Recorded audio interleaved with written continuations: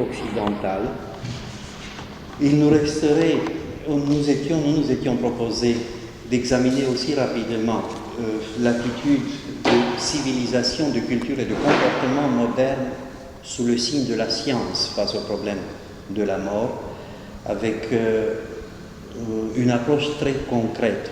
Nous en avons déjà, une fois ou l'autre, vu certaines implications, si vous en souvenez. Dès le début jusqu'à aujourd'hui, on fait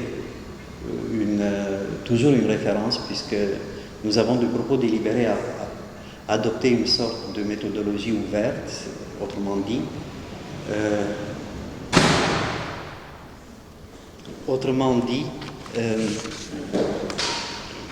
J'entends par méthodologie ouverte essayer de rappeler en passant, à chaque instant, lorsque l'occasion et la nécessité se présentent, les ouvertures vers d'autres horizons de notre thème. Et nous avons eu l'occasion très souvent de rappeler ici l'attitude très contemporaine face à la mort sous le signe de la science.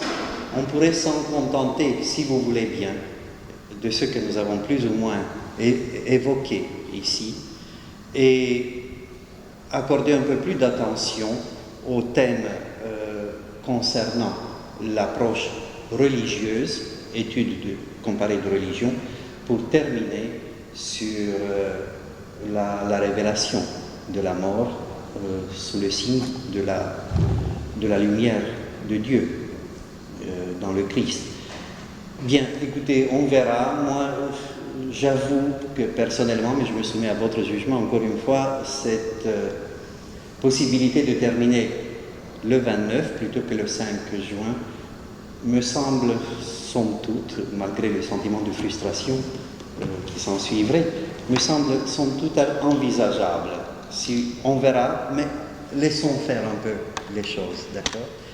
Et on va les laisser faire tout en agissant nous-mêmes, en reprenant, si vous voulez bien, notre fil au point où nous l'avions interrompu la fois précédente. Nous avions parcouru la grande tradition primordiale de la philosophie occidentale, celle que, si vous en souvenez bien, est toujours vivante, est toujours là, a marqué l'Occident non d'une empreinte indélébile, ineffaçable, car elle ne vient pas de l'extérieur, cette tradition grecque. On peut avoir des influences extérieures, mais la tradition grecque n'est pas une influence extérieure pour l'Occident, c'est son droit de naissance, c'est son lieu de naissance. C'est, pour prendre une métaphore très moderne, son gène, vous savez, le système génétique, le chromosome philosophique, le gène philosophique majeur de l'Occident reste encore la pensée grecque que nous avions parcourue, pas uniquement comme un fait du passé, mais comme une présence toujours agissante dans notre mentalité, dans notre sensibilité générale, dans notre formation culturelle et dans notre donc perception immédiate du monde, de l'homme et de leur destin. Et le dernier chapitre, si l'on peut dire, mais c'était plus que cela, c'était un courant fort et toujours très présent de cette pensée philosophique primordiale grecque, était le stoïcisme, vous vous en souvenez, qui enjambe en quelque sorte chronologiquement la période de l'émergence historique du christianisme. Il se situe, autrement dit, avant et après le Christ.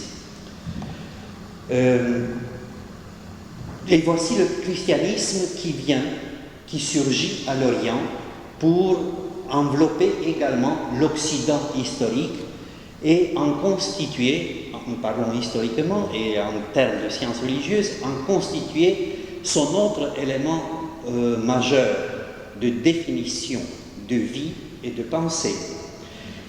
Comment se situe ou se situerait-il le christianisme vu en termes philosophiques ou d'histoire des idées, si vous voulez? Nous ne parlons pas ici du christianisme en tant que révélation, mais en tant que présence constitutive de l'Occident et notamment de la pensée philosophique occidentale.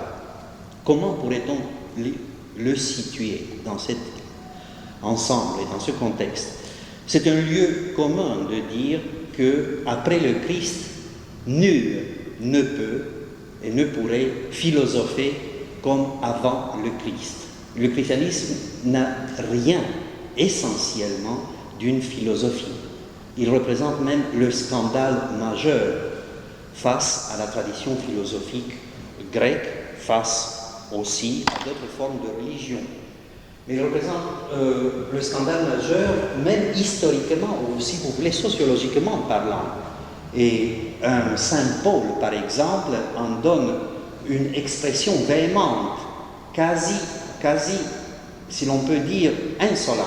Il jette à la figure de ce grave et très honorable philosophe de son temps et de traditions antérieures, qui réglait la pensée et la mentalité du monde antique, cette prétention: Dieu a choisi les pauvres, les insensés, ceux qui ne sont pas, autrement dit, ceux qui n'ont pas de statut, que ce soit statut social, que ce soit statut culturel, que ce soit statut spirituel, pour confondre ceux qui sont, autrement dit, ceux qui détiennent les responsabilités ou les leviers de la vie d'ensemble de l'humanité. Le christianisme est surgi donc complètement en dehors de cette tradition philosophique, à un titre absolument autre. Il était venu comme une révélation, mais la révélation, par excellence la révélation chrétienne, s'incarnant dans le destin concret de l'homme. Corps, âme, langue, culture ne pouvait pas manquer d'entrer en dialogue, en confrontation, parfois en affrontement, avec ce que la philosophie antérieure et ultérieure aussi proposait au terme de son propre exercice philosophique, de la façon dont on l'a très rapidement évoqué ici, notamment sur ce problème fondamental de l'attitude envers la mort. Quels pourraient être aussi très sommairement les points d'articulation de l'apport chrétien pour l'humanité, déjà marquée par la pensée philosophique? Nous avons en vue en particulier l'attitude envers la mort, de façon que cette nouvelle empreinte chrétienne ait de l'intérieur enlevé la patte de l'humanité et aussi est restructuré, transformé intimement le mode et la thématique de la pensée philosophique. Disons tout d'abord, rapidement, en termes philosophiques ou d'histoire d'idées, qu'avec la révélation chrétienne, le domaine de l'être humain a été étendu jusqu'à ses dernières limites. Premier point. Le christianisme étend effectivement jusqu'à ses dernières limites envisageables le domaine de l'être, et notamment le domaine de l'être humain, l'être concret, non plus celui des idées, des spéculations ou des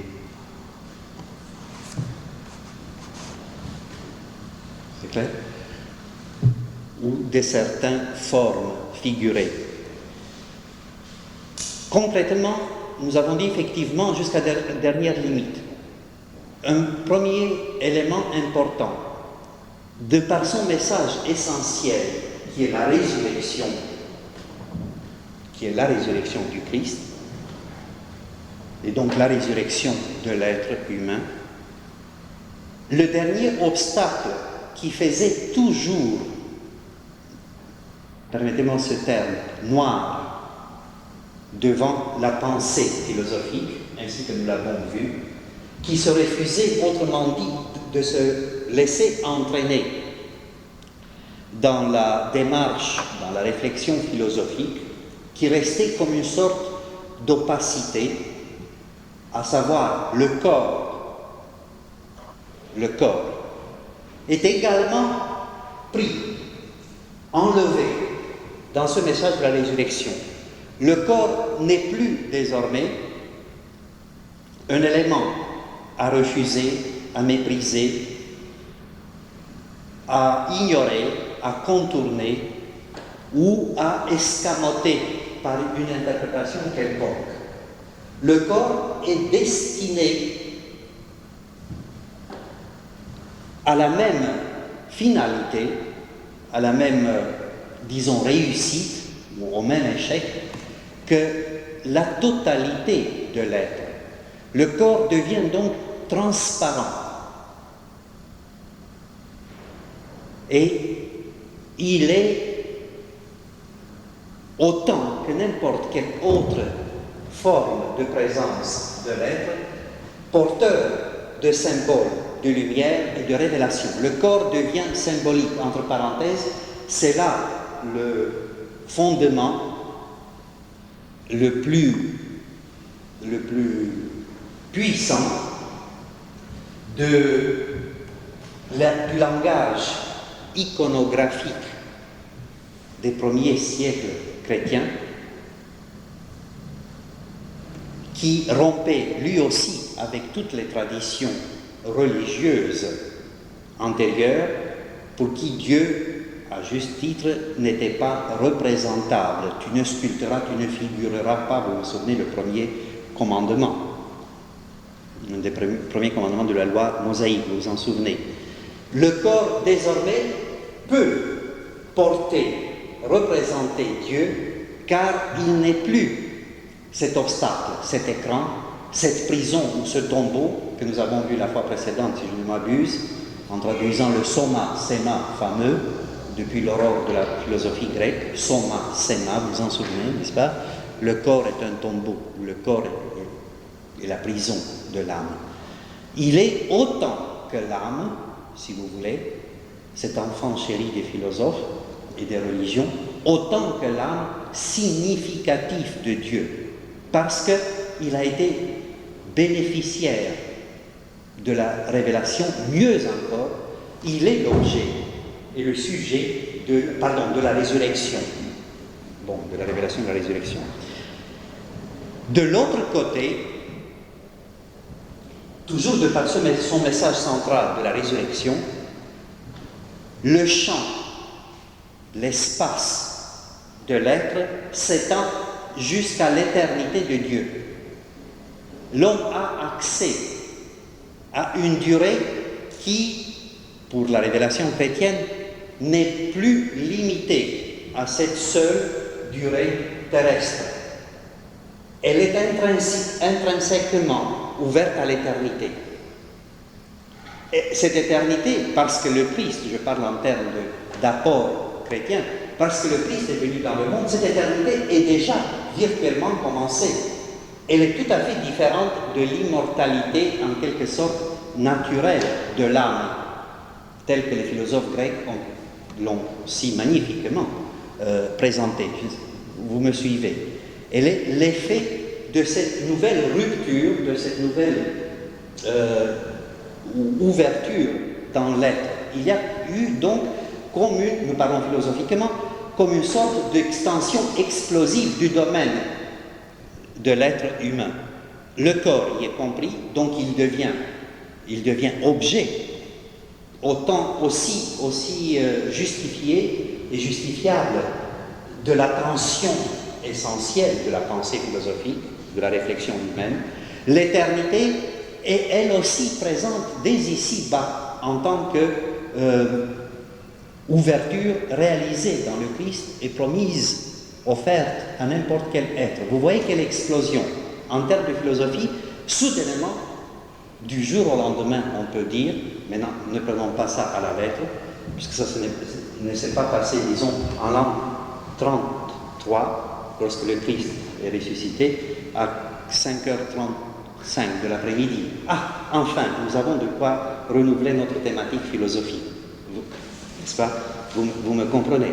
C'est entré petit à petit, comme un levain dans la pâte, pour reprendre cette métaphore qui est très appropriée, et qui a dû peiner, et peine encore, pour lever toute la pâte de l'humanité. C'est clair ce que je veux dire. Mais c'est fait à partir de ce moment. Hegel, par exemple, le dit, n'est-ce pas? L'aube de la réflexion marque l'entrée dans l'histoire de la plus grande révolution, puisque tout a été bouleversé dans la sensibilité, le comportement, disons, naturel de l'être humain. C'est le premier point. Deuxième point. Ce deuxième point que nous pourrions relever a trait à la présence et à l'existence concrète de l'être humain. Le christianisme, de par son message, reste, et en parlant philosophiquement, de par la nouvelle vision qu'il propose à l'homme et qu'il institue, qu'il instaure dans le monde, restitue à l'être humain sa liberté. Cette liberté a été libérée, donc elle n'est plus uniquement une liberté fonctionnant dans le cadre des données purement naturelles et inaliénables de la structure du monde. Je suis libre parce que j'ai une volonté, si je suis sain d'esprit. Je suis libre si je n'ai pas une entrave extérieure. Vous me comprenez? Ça, c'est la liberté inaliénable à la définition naturelle et à la présence naturelle de l'être humain. Mais cette liberté était toujours, comme nous l'avons vu, et c'est la grandeur de la tradition grecque, était toujours à l'horizon menacée, arrêtée par cette tragique présence de la mort, du destin, de l'implacabilité des dieux, de la nécessité. Les tragiques grecs l'avaient exprimé encore plus fortement que peut-être que les philosophes grecs, enfin les deux collaborants et convergents. La liberté, quoi qu'on en fît, était elle-même maintenue à l'intérieur du pur et strict domaine de son fonctionnement et de sa définition naturelle. C'est clair ce que je dis. Or, voici le christianisme qui libère la liberté. Il dit, si tu es vraiment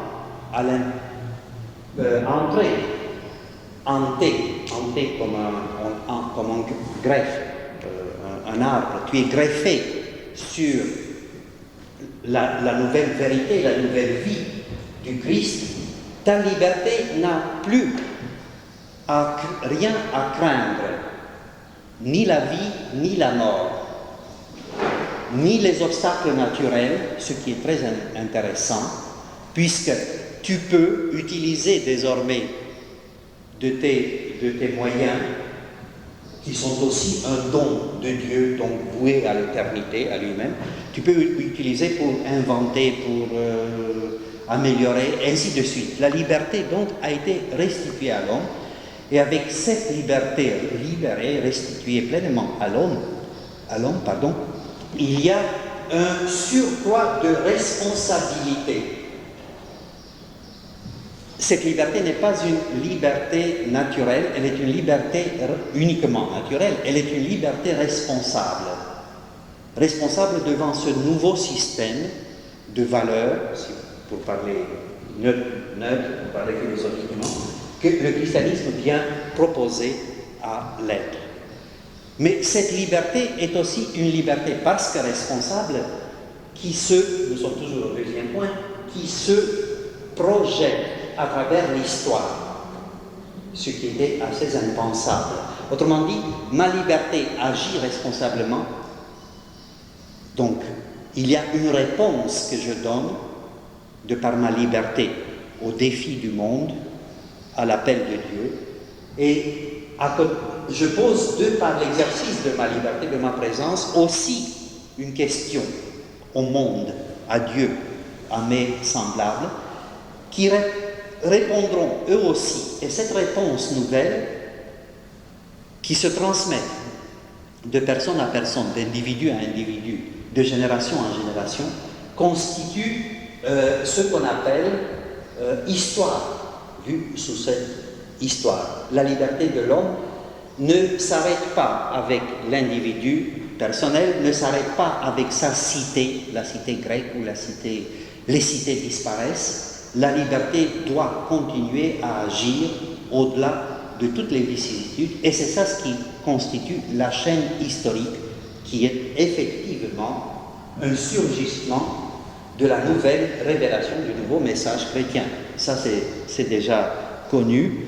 Bien sûr, nous avons eu tout le temps de l'oublier, mais les philosophes, heureusement, creusent toujours le présent pour en découvrir les racines premières, et en voici donc la racine première. Ici s'ouvre, toujours deuxième point, s'ouvre quelque chose sur lequel, un aspect, ou surgit quelque part un aspect auquel on ne fait pas toujours attention, mais qui est capital pour notre thème. Un aspect d'ambiguïté.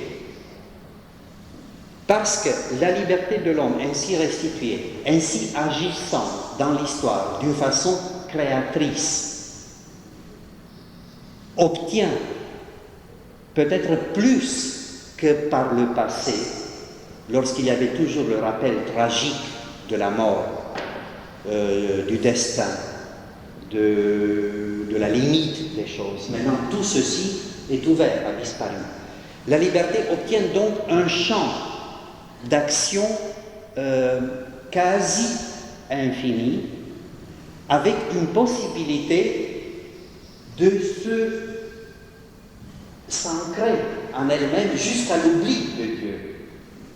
Un Saint Augustin l'a vu très bien lorsqu'il disait cette phrase célèbre: deux amours ont créé deux cités, l'amour de Dieu jusqu'à l'oubli de soi, l'amour de soi d'abord jusqu'à l'oubli de Dieu, la cité des hommes.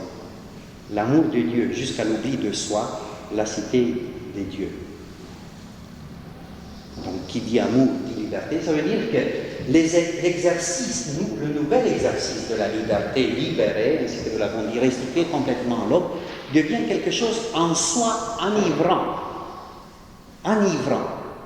sans limite, sinon la responsabilité. Or, cette responsabilité, je peux, sur le parcours, tout préoccupé et satisfait, enthousiaste que je sois dans l'exercice de cette nouvelle liberté, je peux oublier. Alors, s'ouvre ici un phénomène absolument nouveau qui est rendu possible par le christianisme, qui est ce phénomène que nous appelons aujourd'hui sécularisme, ou même humanisme athée, si vous voulez. Humanisme athée. L'homme semble se suffire à lui-même et il oublie d'où il tient cette suffisance nouvelle qui ne lui fait plus craindre la mort et qui semble s'étendre au-delà de toute limite que n'importe quelle autre instance, la cité, la société, la morale, peut lui poser. Et alors il se dit, bon, je n'ai plus besoin d'une référence à Dieu. Je peux l'oublier sur le parcours. Et c'est effectivement ce qui se passe, nous le verrons rapidement, à l'Occident. À partir d'un certain moment, tout le monde connaît peut-être cette phrase célèbre, mais qui dans l'histoire de la pensée est prise comme une référence. Laplace, le fameux astronome et géomètre, mathématicien français, termine en 1806, par là, son fameux traité de mécanique céleste. Traité de mécanique céleste. C'était une première vision mathématique de l'astronomie, du système de l'univers. Et il le présente à Napoléon, qui était empereur des Français, mais qui était aussi corse, ça veut dire italien et catholique, très observant malgré tout.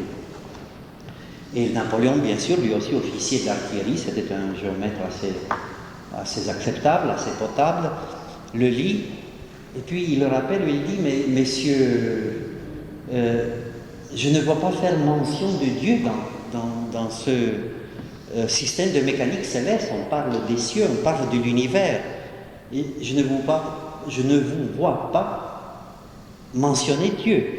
Alors Laplace lui répond, sire, je n'ai pas eu besoin de cette hypothèse. Je pense que vous saisissez.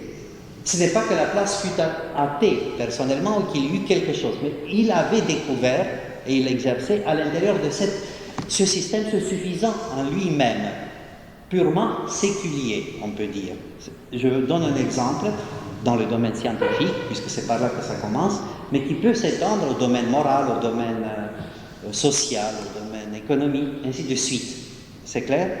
Mais vous voyez donc que cette ouverture de la liberté à l'intérieur de sa création historique comporte un surcroît de responsabilité que le christianisme introduit. C'est lui de résister ou de surmonter cette tentation d'une suffisance, d'un humanisme qu'on pourrait appeler fermé, s'auto-suffisant. Bien. Troisième et dernier point, quelque peu plus technique, c'est à l'intérieur de cette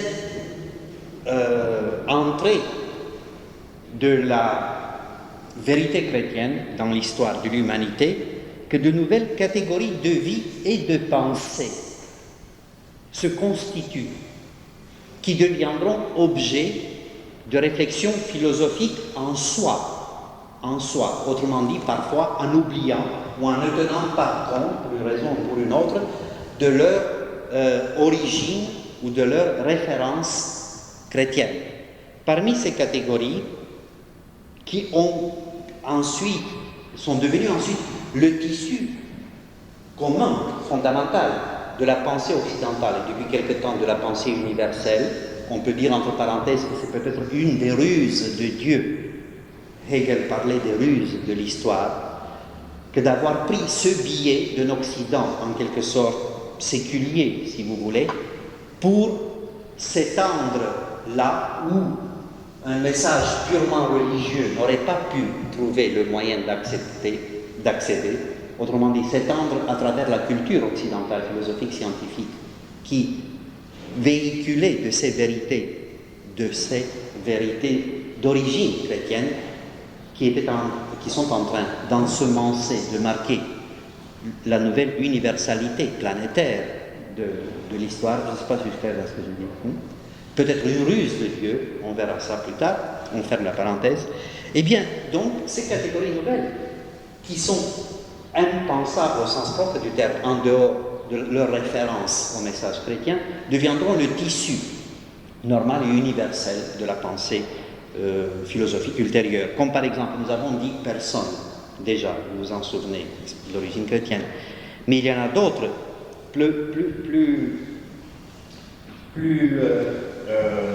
encore plus marqués. Par exemple, l'amour au sens nouveau, l'amour de Dieu pour l'homme, non pas seulement l'amour de l'homme pour Dieu ou l'amour de l'homme pour l'être humain, comme nous avons vu à propos de Platon la fois précédente, n'est-ce pas? L'amour, c'était ce grand élan de l'univers qui met en mouvement un être vers son complément, vers sa moitié perdue. Vous vous souvenez de la section, qui est section, coupure et sexe aussi, dans la vision de Platon. Vous vous en souvenez? Eh bien, ce n'est pas seulement ça, mais c'est quelque chose d'absolument impensable en termes de philosophie grecque, par exemple, un Dieu qui aime l'homme et le monde. On l'a dit, les philosophes s'en sont emparés et en font à leur manière, parfaitement raisonnable, dans tous les sens du terme, un objet de réflexion.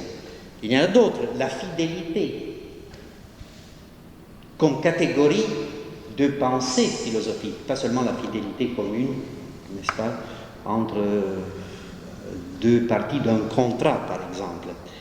Ensuite, la réconciliation totale de l'être avec soi-même, avec Dieu, avec le monde. L'espérance, espoir et désespoir, espérance et désespérance, on dit dans la philosophie moderne. L'angoisse, ce sont des termes parfois extrêmement modernes. L'angoisse, par exemple, le concept d'angoisse, nous y avons fait allusion, c'est une œuvre majeure de Kierkegaard qui remonte à 120 ans, à peu près, 130 ans. 130 ans, c'est très moderne. Et qui est né, dans l'esprit de Kierkegaard, d'une insistance chrétienne sur la condition de l'homme face à Dieu et face au monde. Nous allons y revenir. Bien. Alors, voilà donc l'apport chrétien qui donne un démarrage nouveau à la philosophie au cours du temps. Ça ne nous intéresse pas comment ça s'est fait. Il y a eu la philosophie médiévale qui croyait pouvoir se référer encore à Dieu d'une façon harmonieuse, jusqu'au moment où, avec la fin du Moyen-Âge, cette tension que nous avons vue, qu'elle était inscrite comme une possibilité dans la liberté de l'homme qui pouvait tourner le dos à Dieu, une fois de plus, l'oublier, eh bien, mais qui, en faisant ceci, peut-être sans s'en rendre compte, accomplissait la volonté de Dieu sur l'homme, lui-même en lui donnant la possibilité d'aller jusqu'au bout de son destin, d'être libre et créateur, en prenant tous les risques, tous les échecs, tout comme Dieu les a pris en créant l'homme libre. Eh bien, nous allons enjamber cette longue période du Moyen-Âge pour arriver après le Moyen-Âge, tout de suite, ou enfin après le 15e, 16e, au XVIe siècle, avec la Renaissance. C'est de nouveau une recherche dans la philosophie occidentale vers les sources grecques et vers une extension nouvelle de l'espace philosophique et culturel. Vous vous souvenez que nous avons, les fois précédentes, marqué ces tournants dans la philosophie occidentale, dans la pensée occidentale, par rapport à des ouvertures de l'histoire et de la géographie. Vous vous souvenez, Platon, Alexandre et l'hellénisme, le stoïcisme, l'Empire romain, vous vous souvenez. On peut, ça fait partie désormais du destin de l'Occident. Il y a des tournants qui constituent autant de ruptures. Alors au XVIe siècle, on a cette ouverture extraordinaire, géographiquement vers les mondes nouveaux, culturellement vers une récupération qui a été rendue possible par les Arabes des autres horizons grecs, orientaux, ainsi de suite. Et du point de vue social, l'Europe entre dans une phase nouvelle après cette unité médiévale, qui est une phase d'affirmation d'États, des États individuels et définis par certains principes exclusifs, nation, langue, forme de régime, ainsi de suite.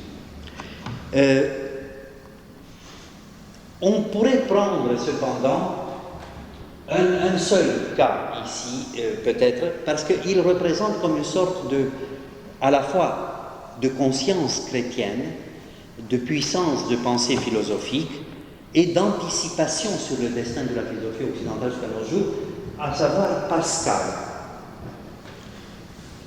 qui est incontestablement un penseur. Et quel penseur? C'est l'auteur des Pensées, au moins ça. On peut lui accorder ça. Qui était un homme moderne, très moderne. C'est l'inventeur du calcul des probabilités, de la machine à calculer, qui devait donner nos ordinateurs après plusieurs métamorphoses, n'est-ce pas? Mais c'était aussi un homme profondément attaché à cette réalité ou à ce mystère du Dieu vivant. Et il devait porter, réconcilier en lui-même,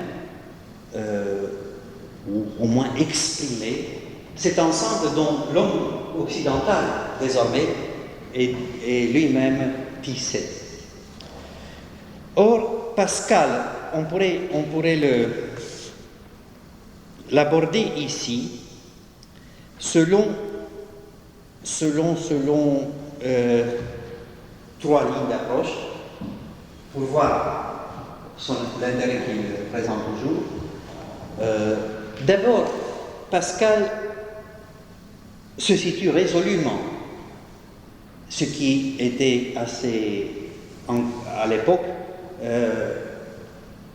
assez curieusement innovateur dans la mentalité ambiante qui commençait à oublier la mort comme thème philosophique. Il se situe résolument devant ce fait, pour lui majeur, l'indifférence, premier thème, l'indifférence devant la mort. Et il exprime donc une situation de fait dans la philosophie et peut-être dans le comportement commun. L'indifférence devant la mort. Il le dit quelque part, le destin mortel ou immortel de l'homme est une chose qui nous importe si fort, qui nous touche si profondément, qu'il faut avoir perdu tout sens de l'homme, de l'être, pour rester dans l'indifférence de savoir ce qui en est. Et il continue même, ce qui de la part d'un mathématicien, d'un scientifique de sa classe est très révélateur. On parlait beaucoup encore à l'époque du système de Copernic. Vous voyez, n'est-ce pas? Il dit, ce qui importe, je ne trouve pas utile de nous interroger sur le bien fondé de l'opinion de Copernic. Ceci se résoudra en quelque sorte de soi-même par la recherche scientifique. Mais il importe à toute vie de savoir si elle est mortelle ou immortelle. Car autrement, il n'y a pas de bien en cette vie qu'en l'espérance d'une autre vie. Qu'on n'était heureux qu'à mesure qu'on s'en approche, et que, comme il n'y aura plus de malheur pour ceux qui avaient une entière assurance de l'éternité, il n'y a point aussi de bonheur de bonheur véritable pour ceux qui n'ont aucune lumière. Il introduit ici, à peu près, pour la première fois d'une façon assez systématique, le point de vue existentialiste, dirions-nous. C'est l'existence qui est l'existence de l'homme. C'est pas qu'il y a la mort, mais que je meurs, c'est le problème philosophique, le problème de l'être qui débouche sur un mystère. Il est devenu donc thème de philosophie, de pensée. L'existence devient thème de pensée, l'existence de l'être concret, personnel, individuel, avec son nom. Ensuite, deuxième référence pascalienne qui nous intéresse serait c'est sa fameuse phrase sur l'impossibilité, l'origine, la source de tous les malheurs de l'homme, l'impossibilité de rester une heure de temps seul avec lui.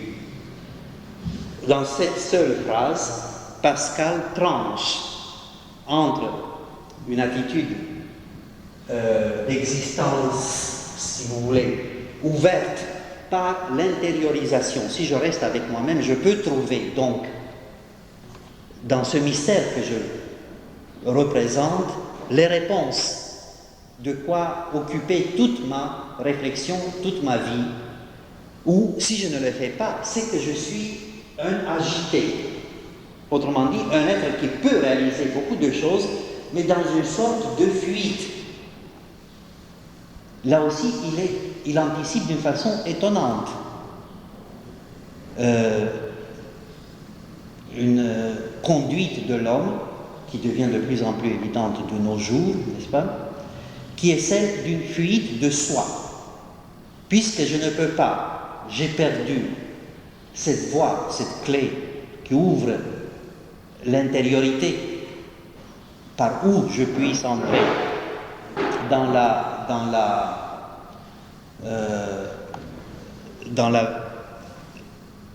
ça va encore? Oui. Par où je puisse entrer dans l'espace ouvert de mon propre mystère, alors le reste ne risque-t-il pas de représenter plutôt une agitation, une fuite? Car si j'étais vraiment puissant, je ne me contenterais pas du seul domaine de l'activité extérieure, en oubliant ce qui, finalement, représente tout ce que le fondement de tout ce que je fais. Autrement dit, mon propre être, avec son mystère. Je ne sais pas si c'est clair dans ce que je dis. Je n'en tiens pas compte. Mieux, ou pis encore, j'ai du mal à rester avec moi-même. Il y a quelque chose de bizarre. C'est assez profond comme perspicacité, comme prise de vue extrêmement profonde, et du point de vue, si vous voulez, de la manière de communiquer, c'est exceptionnellement concis et beau. Enfin, troisième point, où Pascal tranche, disons, sur une certaine évolution de l'époque, de la pensée, de la préoccupation philosophique occidentale, c'est ce qu'on appelait son fameux pari. Il dit, eh bien, derrière tout ceci, finalement, ressurgit à travers notre finitude, il n'emploie pas le terme, mais ça, nous le savons, que c'est ça, ce qui allait être dit plus tard, philosophiquement, c'est ce qui est en cause. Il dit, à travers, au-delà de notre finitude, qui est pour nous notre limite que nous essayons soit d'assumer, soit de lui tourner le dos et de fuir dans l'agitation, il y a le problème de Dieu. La mort elle-même ne peut pas lui échapper. Et devant ce problème, et il parle en philosophe ici, si vous voulez même en apologète, il dit, ou bien il existe, ou bien il n'existe pas. C'est évident. Comme diraient les philosophes, il n'y a pas de tiers donné. Tertium non datur. Philosophiquement, il est impossible de prouver l'une plutôt que l'autre hypothèse.